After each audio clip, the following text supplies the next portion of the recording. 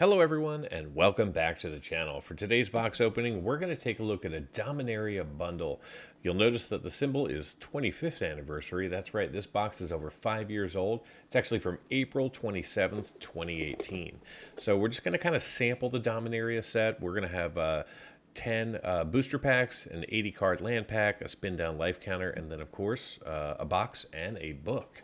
So you don't get all of that in today's bundles. So let's go ahead and crack this thing open and take a look at what you got in a bundle 5 years ago. So if I'm not sure if anyone else out there collects them, but I do collect the books that come with the bundles as well as the kind of the decorative deck boxes. So this is just an empty box. There's nothing really there. But here is our booklet. So basically it contains all of the new, oh, there's a don't steal, all of the pictures of the cards, right? So some of the ones that we're after, of course, is going to be our Mox Amber. We've got the Helm of the Host. Lots of artifacts in here. Very classic set. And we're looking for a Teferi as well. So let's go ahead and open up this big old deck box here. Let's take a look at our Dominaria die. Yep, there's the set symbol. Very cool. I don't think I have one of those yet. And then this is just a land pack. There's nothing special or secretive in here. So I'm just going to put that to the side. We do get a quick reference guide. Good to have that in case you don't know how to play. And then we've got 10 draft packs, and everything else is pretty much standard. So we'll just go ahead and slide that over here, get our packs lined up, and let's just start getting the cracking and see what we can find. Now, I did purchase this from the channel sponsor, Troll and Toad, and however, I did not use my own code because at that point it hadn't been set up yet. Plus, I think it would be a little unethical for me to use my own code. But so I did purchase it from them using my own money. So this is not a directly sponsored box. Although if you do go to trollandtoad.com and use my code MTGBox5, you can save yourself 5% off.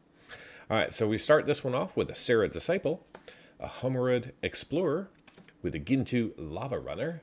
Then we're going to see an Adamant Will, followed by a Pierce the Sky with a Feral Abomination, a Corrosive Ooze.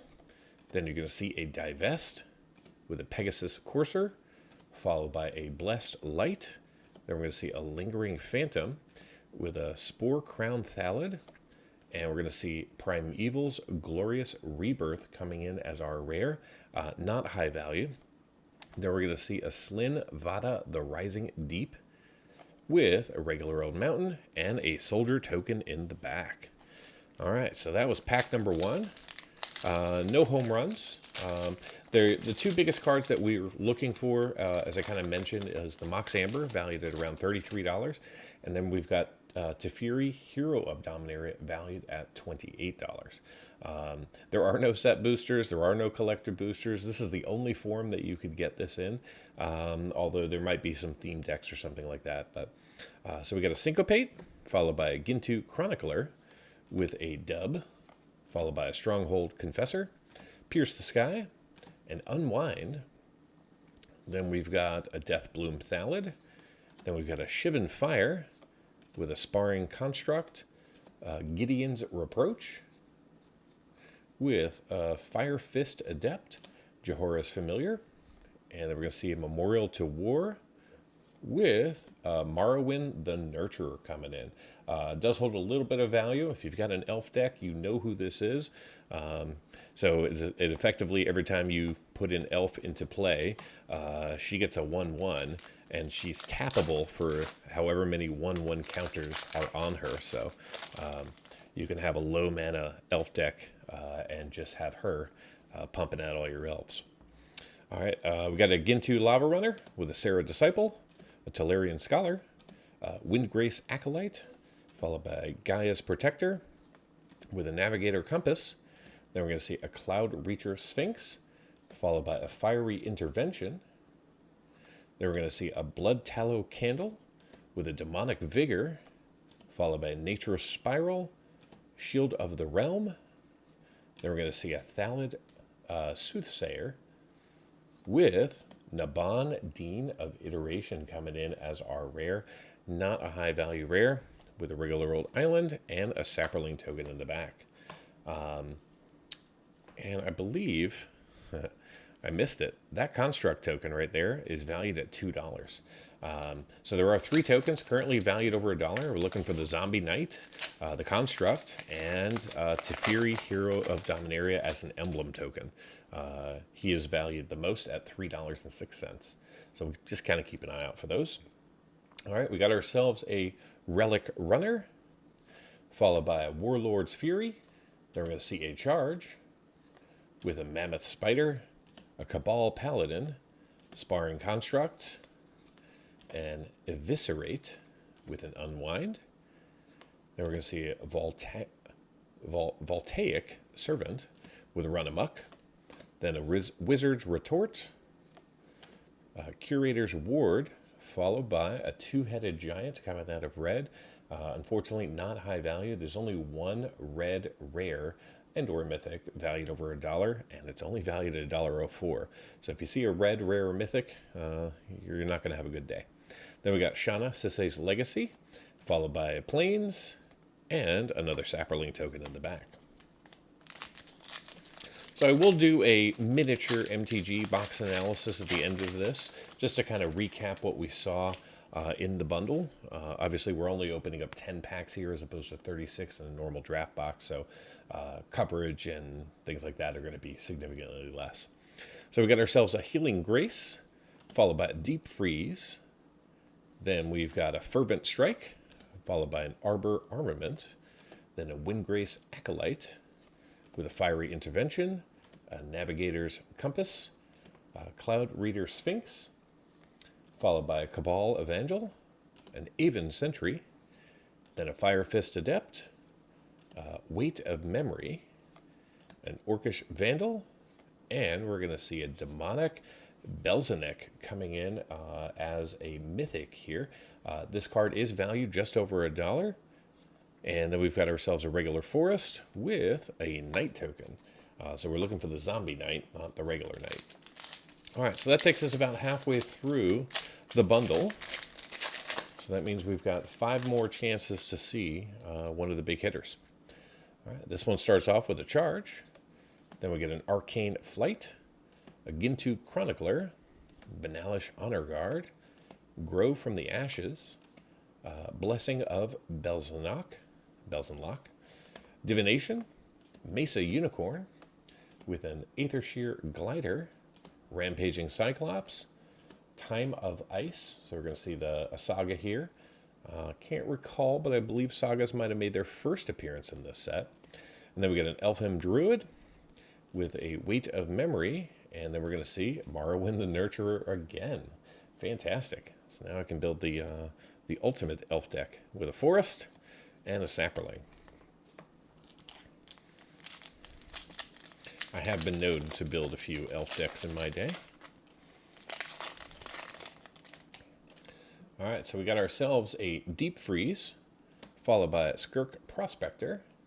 Then we're going to see Devant Trapper, Gaia's Protector, with a Windgrace Acolyte, Navigator's Compass, Cloud Reader Sphinx, a Cabal Evangel, an Aven Sentry, with a Skittering Surveyor, Knight of Grace, Memorial to War, and our rare is going to be the Mending of Dominaria. Very cool. Another saga there in rare form with another Shana Sisay's Legacy. And behind that, we're going to see a mountain with a regular soldier token.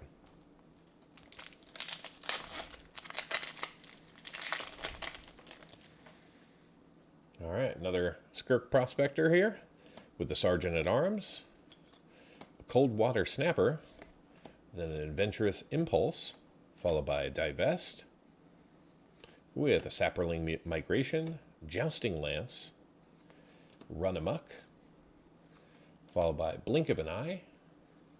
Then we got a Deathbloom Thallid, Urza's Tome, with Jehora's Familiar, And we are going to see the Weatherlight coming in as a mythic. Very nice to see this. Unfortunately, I don't believe the Weatherlight is valued over $1, even as a mythic. So too bad that wasn't the Mox Amber, right? Then we're going to see Urgolos, the Empty One, which is kind of how that pack felt, with a Swamp and a Sapperling. All right, 2 more chances.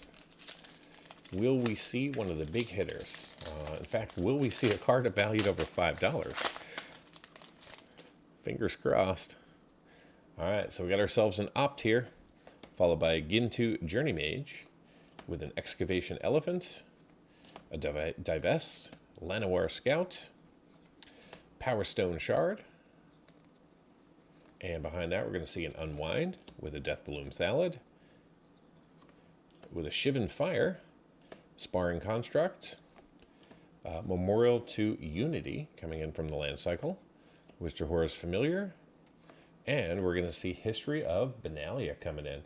So another mythic hit here, valued just over $1. So that might be 4 mythics.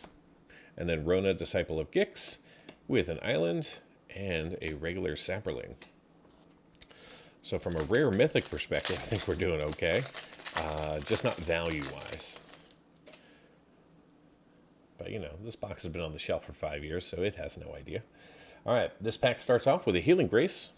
Then we get a Relic Runner, followed by a Warlord's Fury, an Adventurous Impulse, a Divest. Then we've got a Sapperling Migration, Blink of an Eye, with a Seismic Shift. Then we're going to see an Aven Sentry with a Cabal Evangel. I think we got a play set now. A Fight with Fire, board the Weatherlight, and we're going to see the Goblin Chain Whirler, which is the 1 red rare and/or mythic valued over $1. Then we're going to see Tetsuko Umezawa Fugitive, which is an uncommon currently valued over $1. And then we are going to see a Plains and a Nightmare Horror in the back. All right, so let me get everything sorted, organized, run the numbers, and I'll be right back with the MTG box analysis. We'll start this MTG box analysis by comparing the cards that we saw in this bundle to the cards that we were eligible to pull.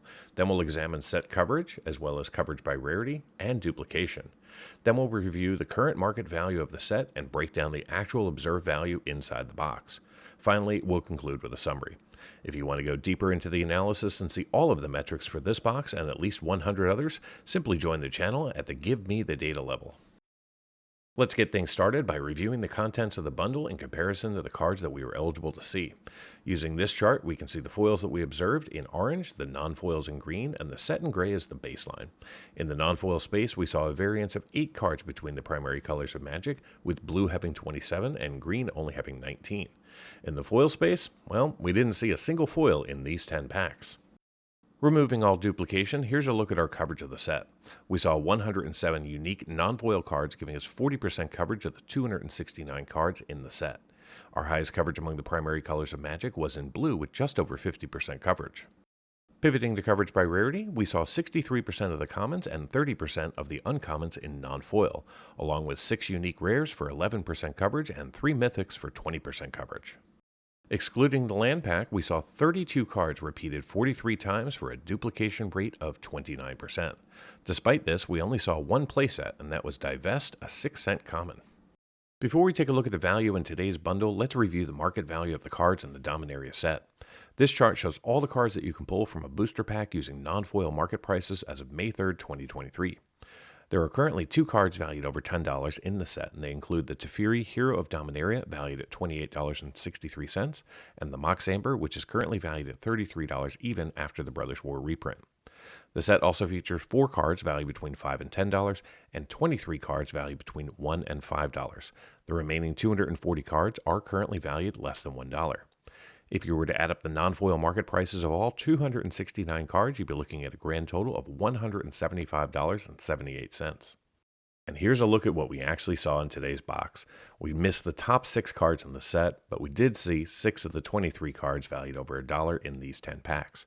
The other 144 non-foils that we saw are currently valued less than $1. So how did this box perform? Well, I purchased this bundle from trollandtoad.com. Their list price was $59.95. However, using a promo code, I was able to save $3, making my price $56.95. You too can save 5% off any item directly sold by Troll and Toad just by using code MTGBOX5 at checkout. Now, today's bundle contained 10 packs with 15 cards each, allowing us to see a total of 150 cards. The 90 basic lands that we saw in the 10 packs plus the land pack are valued at $8.56. The 10 tokens that we saw have a total value of $3.61. The 100 commons are valued at $6.04. The 30 uncommons are valued at $6.38. The 7 rares are valued at $5.82, and the 3 mythics are valued at $3.76. Add it all up, and the grand total for this bundle comes up to be $34.17 in market value, which is a loss of $22.78. This means that the box only returns 60% of my purchase price in card value. But if you'd add in the value of the dice, the storage box, the booklet, and the experience of opening 5-year-old Magic packs, it was totally worth it to me. Thank you so much for watching. I want to take a moment to give a special shout out to all of the channel members. Your support helps fund this operation and allows me to create the content that you all enjoy. If you're not yet a channel member, I invite you to consider becoming one. By joining, you'll gain early access to videos and many other perks. If you're interested in supporting the channel but don't want to become a member, there are several other ways that you can show your support. Every little bit helps and allows me to continue with the channel. Thanks again for watching, and until next time, do something amazing.